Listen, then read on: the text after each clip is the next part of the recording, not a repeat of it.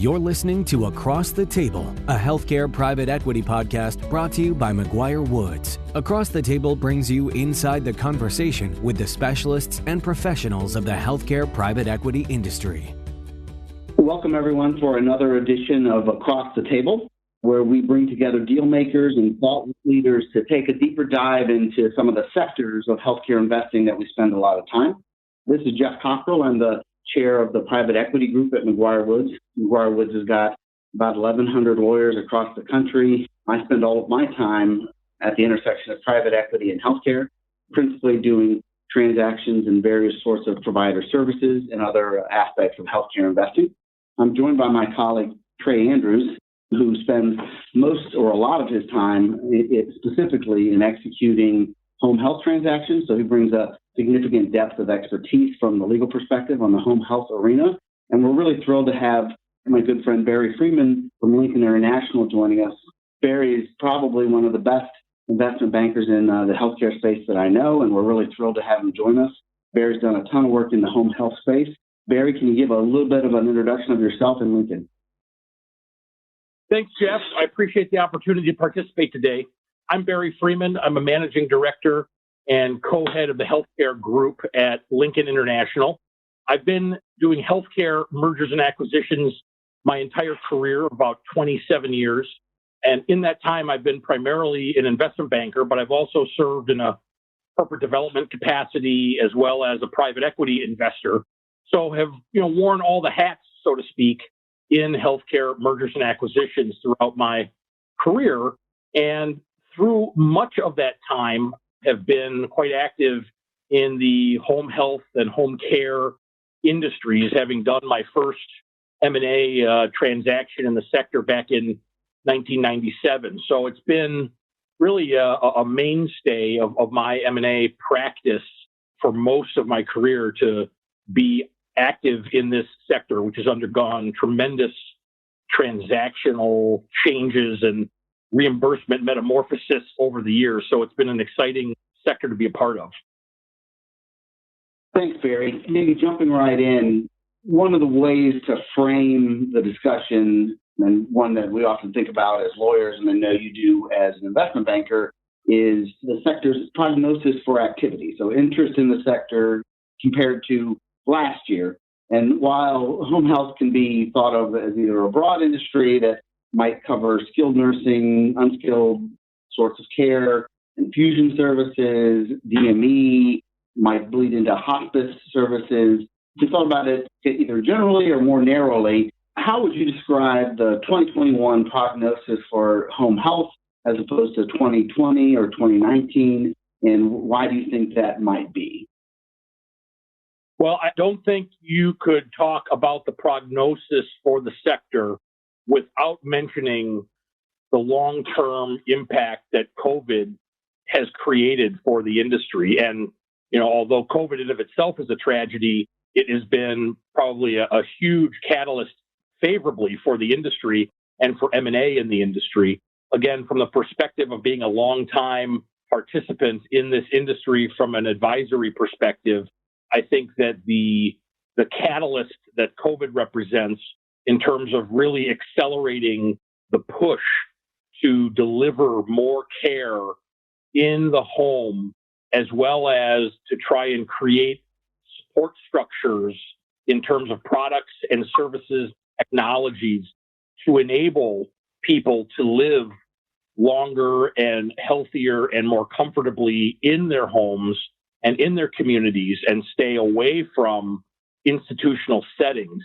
This push is now so profound, and now I think everybody with the experience of 2020 and the horrible events that unfolded in venues such as senior living communities really highlights in the eyes of both industry professionals, government officials, regulators, and just families recognize the imperatives of trying to keep their loved ones comfortable and safe in their home. And I think the industry is now playing catch up at some level to fund programs to enable this, as well as accelerate technologies to provide more product, services, and capabilities to manage people in their homes and keep them there. So as we look across the whole ecosystem of home care, whether it's home physicians, home nurses, home health aides, infusion therapies, home medical product delivery, home medical supplies, testing, diagnostics, and obviously telehealth and remote patient monitoring, all of these things that reach into the home are all seeing very positive tailwinds in terms of both demand from the patient and the consumer, as well as just a structural shift as the healthcare industry, both physician-led as well as payer-led, are trying to find ways to offer more care in the home. And so we just see a tremendous runway for the industry as a whole over the coming 5 to 10 years as the landscape continues to tilt towards the home across all these different modalities. That's super interesting, and the impact of COVID on all this is very interesting, and I might contrast it with some other sectors that have seen increased utilization tragically on account of the COVID crisis. For example, urgent care has, not surprisingly, seen a significant increase. Certain forms of lab services have obviously seen a certain amount of increase, but from a M&A perspective, those are actually somewhat difficult to account for in a transaction, that the bumps of utilization are not expected to be long-lasting, and it can be a confounding factor on kind of M&A during this time. But your assessment of the impact of COVID as a catalyst that is kind of more fundamentally changing the sector is super interesting. Those tailwinds that you mentioned of moving to lower cost area of care, those have always been present, but home health in particular, I think, has suffered from a lack of stability, whether that was kind of some legacy bad actors, a lot of them in the home health area, creating a pretty heightened regulatory enforcement environment, or the reimbursement being very fluctuating and subject to pretty significant cuts. The lack of stability around the sector has made it difficult for M&A. One of the recent changes has been some changes in the PDGM reimbursement model. I think has brought a lot more stability to the area and opened it up for longer term investment. Trey, can you maybe talk a little bit about the PDGM payment model and the changes and what those impacts have been? Sure. Thanks, Geoff.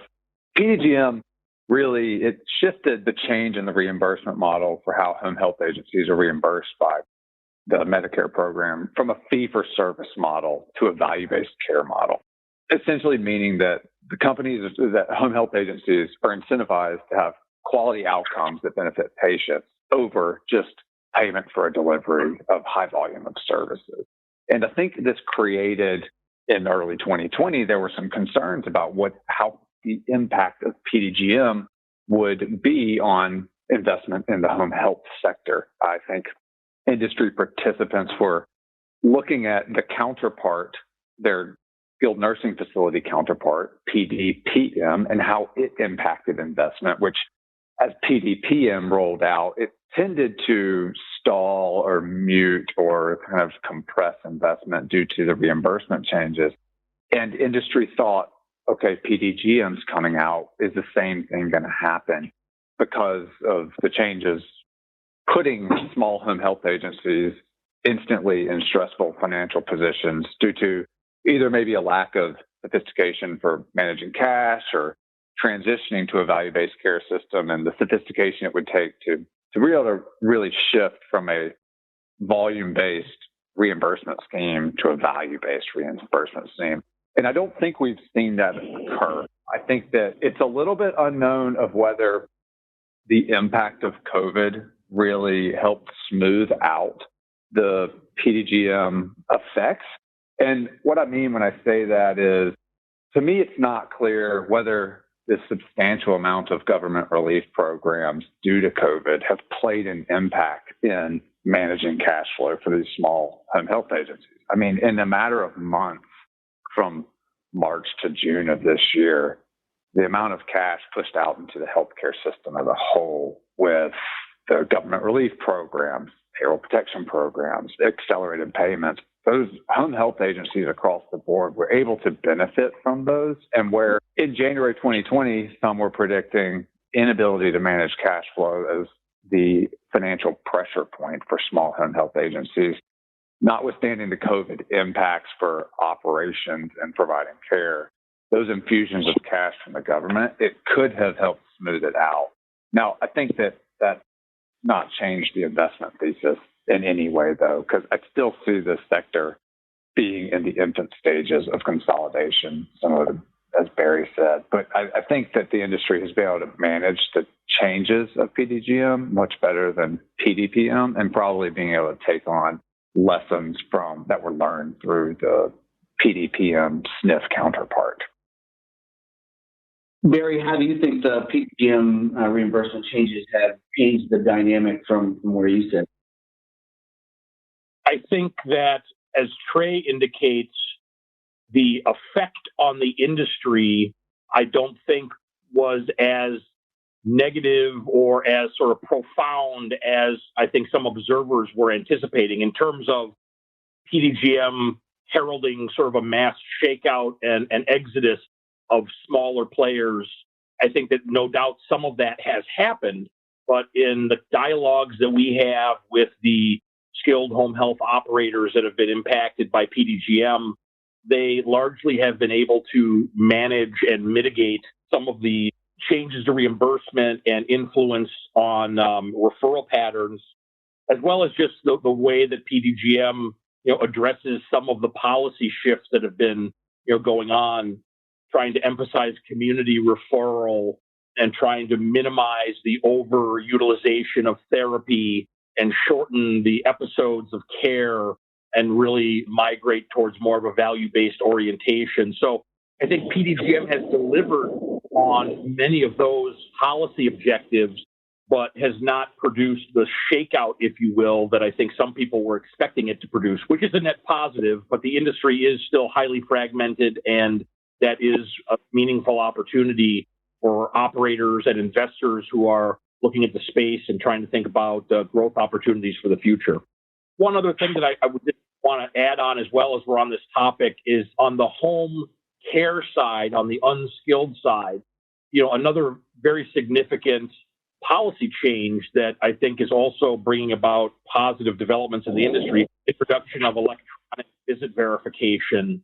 And, we talk about the home health care industry as a whole has somewhat had a cloud over it in terms of bad actors and fraud, waste, and abuse. And the electronic visit verification mandates that are going into effect are really designed to eliminate and reduce those kind of historic abuses and ensure that patients are receiving the care that has been authorized to be provided. And so I think that the industry is well aware of some of the challenges, are definitely taking measures. As we think about selling a business in this industry, the compliance track record and their adherence to these kind of metrics is every bit as important as sort of the financial performance when we're representing the company. So these sort of aspects of compliance and fraud, waste, and abuse deterrence are central to any sort of sale process. Yeah, the interesting evolutions more broadly in the healthcare space that I've seen over the last few years is the migration to a model that more heavily involves joint venturing with health systems, whether that's kind of urgent care businesses, orthopedic businesses, physical therapy, the list goes on and on. These sectors that had historically been pretty siloed as it relates to health systems, we're seeing increasingly very involved and very interesting and often very complex joint venture arrangements. Barry, from your perspective, as it relates to the home health industry, joint ventures with health systems has been a significant aspect as well. How would you describe kind of the theories around joint venture relationships as it relates to home health? The hospital community really is not well set up as a general rule to manage the complexities of a home and community-based service delivery model. I think that Hospitals are a fantastic source of patient referral volume. And as the healthcare system overall migrates to a value-based care orientation and away from fee-for-service, the hospital has a very vested interest in having a post-discharge home care operation that results in quality outcomes and patient satisfaction and the continued clinical forward progress of patients as they move away from the acute setting into post-acute care. So hospitals need quality home health care operations, but in terms of the skill set that the administrative and clinical leaderships of hospitals, that's not really their expertise. And so the joint venture is a very effective solution to address this need where the hospital really has to deliver on quality home health. And the home health agencies have the expertise, have the resources, have the staff, have the reach to provide that care. And so it's a very symbiotic relationship that is probably never been more relevant. And I think that obviously it also, from a financial standpoint, I think hospitals, like everyone else in the healthcare ecosystem, are feeling the financial pressures to really prioritize their dollars around the sort of mission critical items. And so for them, a joint venture structure where they're not necessarily at risk for the staffing and the personnel and the sort of out of the hospital assets that are required to effect an efficient home healthcare operation, and just underscore the value of the partnership. And so we are seeing, more and more of these kind of models emerging, and it's very beneficial for high quality home health operators who do have the technology, the infrastructure, the clinical pathways, and the ability to interoperate with the hospital to be really valuable partners to establish these kind of referral and sort of population health management protocols with the hospitals. So very timely and an emerging model.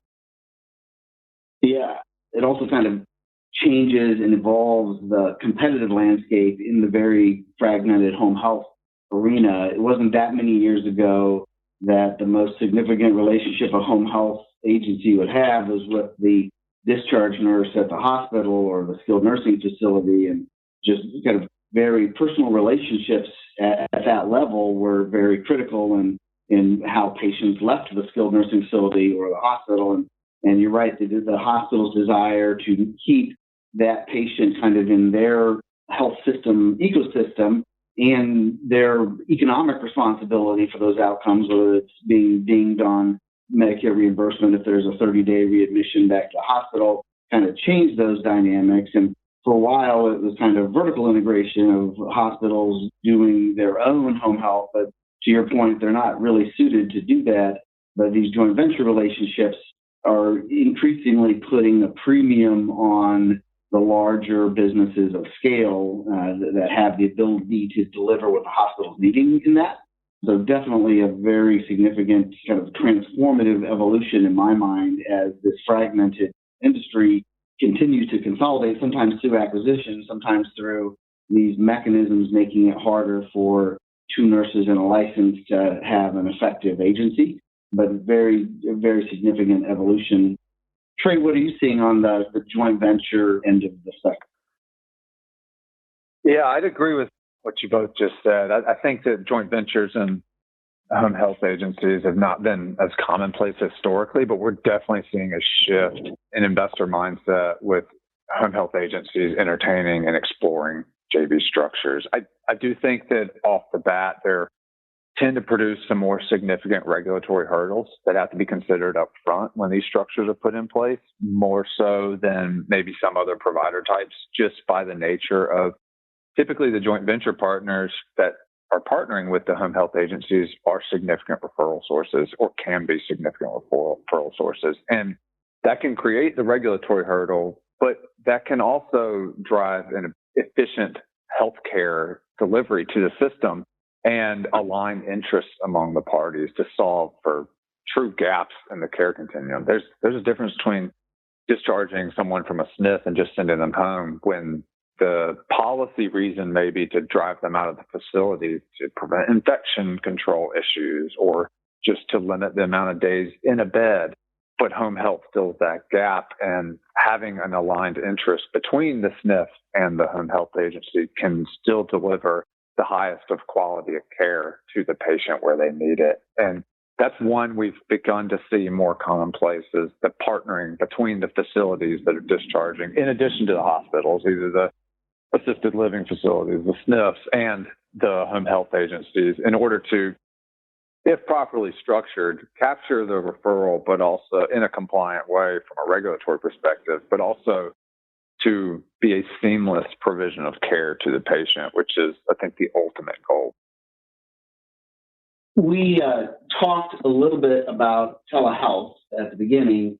There are certainly aspects of home care that don't lend themselves as cleanly to a telehealth solution, but there are aspects where it does. Barry, where do you see telehealth having an impact in the kind of home health ecosphere? Well, telehealth is also a really prime beneficiary, if you will, of COVID. Telehealth is not a novel concept or technology. It's been around, probably since the 1980s as just a technology that's been out there. Remote vital monitoring and things of that nature that have certainly been around, but have never sort of had their catalyst moment like COVID has presented to it. So when COVID landed and became the sort of national global pandemic that it has become, the major payers in the country revised all of their conditions for participation on an in-network basis, establishing effectively a mandate for any in-network provider of physician care services to have a telehealth strategy and capability as a condition to be in-network. And so talk about a massive catalyst and boon for technology that's been sort of waiting for its curtain call here to come out on stage.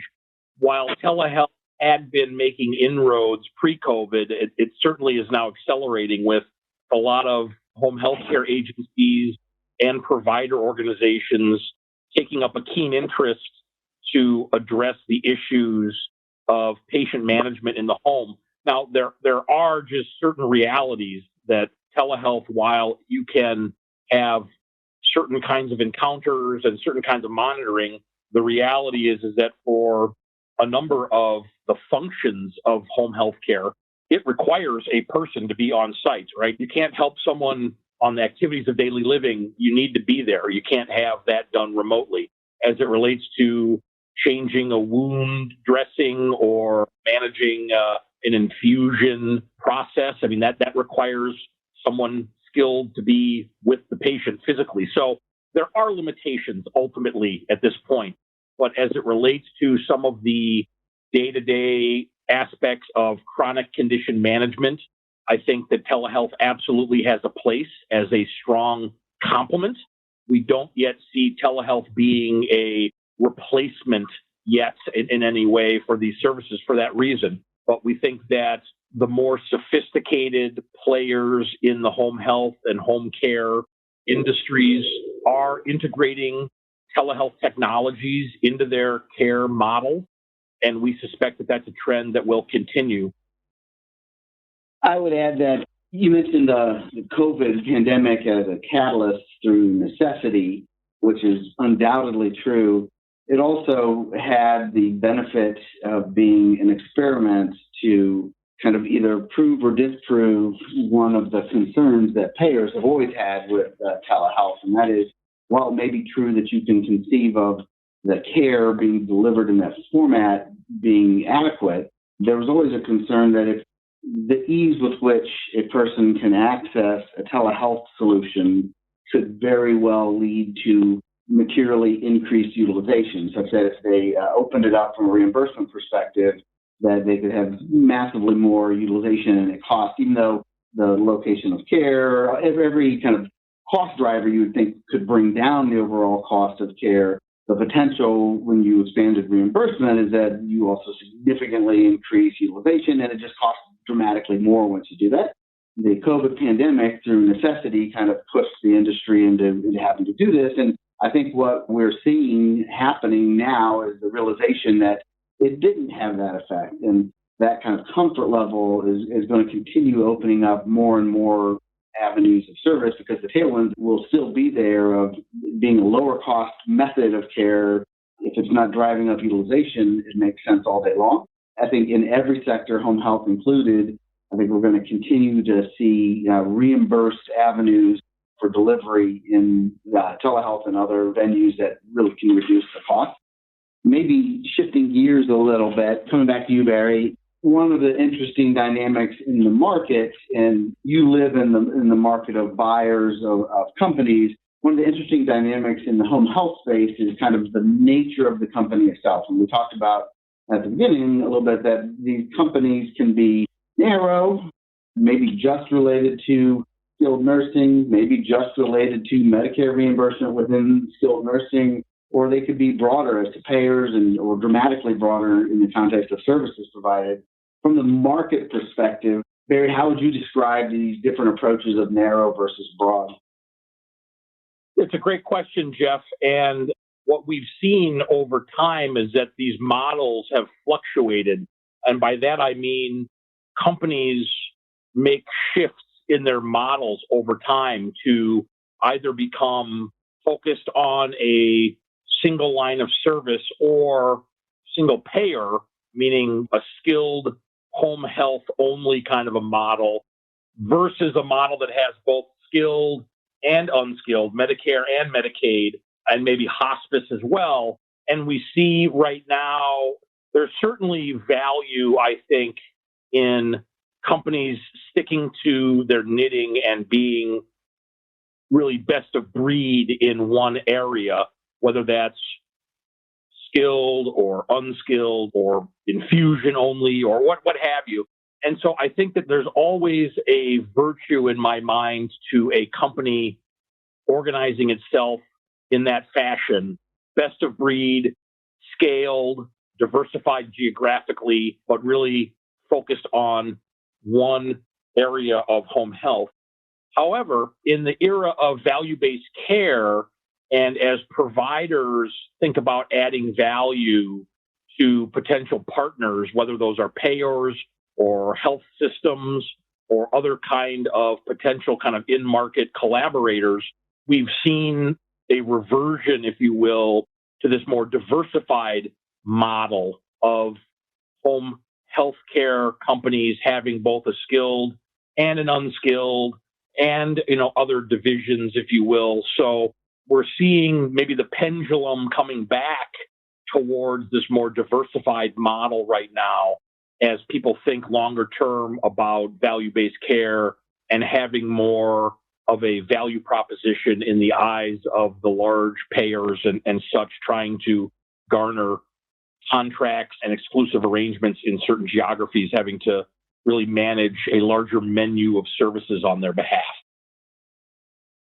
Barry, from your perspective on that narrower service line versus broader service line, how does that impact your thinking on valuation? In theory, you've got service lines that in open market transaction might command a different multiple, bring these kind of disparately, theoretically valued businesses together. There are synergies, but you've also got some drag maybe of a lower valuation segment. How do you think about that from a valuation perspective?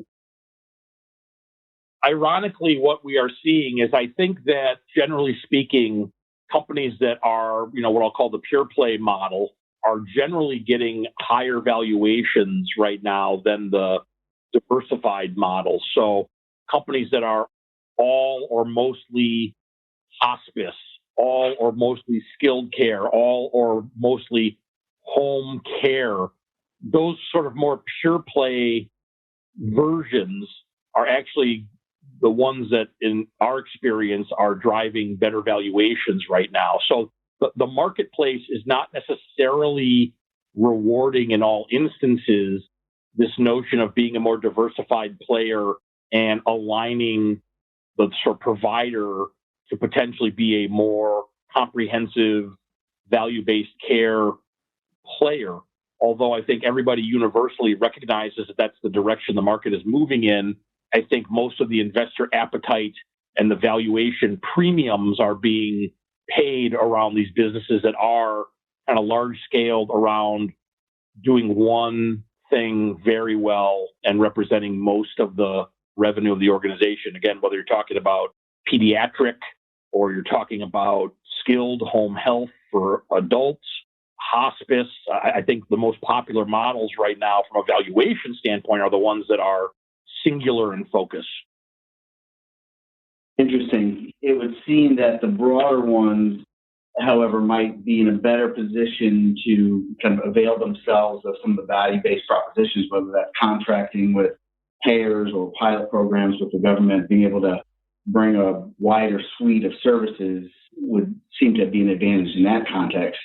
Trey, to the point of other value-based structures, you talked a little bit about kind of the value-based proposition that's embedded in the PDGM changes. What other sorts of value-based structures are you seeing in the home health arena?